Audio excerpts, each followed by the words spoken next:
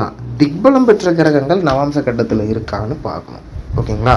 குறைந்தது 1 அல்லது 2 திக்பலம் பெற்ற கிரகங்கள் நவாம்ச கட்டத்தில் இருந்தால் மட்டும்தான் நீங்கள் ஒரு பெரிய பொசிஷனை அடைய முடியும். ஓகேங்களா? நீங்கள் லைஃப் டைமில் வந்து நான் ரஜினி சார் ஆகணும் அப்படின்லாம் நிறைய பேருக்கு வந்து கனவு இருக்கும். ஓகேங்களா? அது வந்து தப்பு கிடையாது.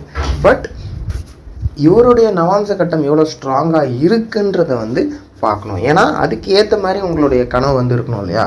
ஸோ அதுவும் வந்து நிறைவேறதுக்கும் இது வந்து கண்டிப்பாக யூஸ்ஃபுல்லாக இருக்கும் இந்த கட்டத்தை அனலைஸ் பண்ணுறது. ஸோ இவருடைய நவாம்ச கட்டத்தில் பஞ்சமகா புருஷ யோகம் அப்படின்னு சொல்லக்கூடிய ஓகேங்களா திக்பலம் பெற்ற கிரகங்கள் 2 இருக்குது. ஓகேங்களா?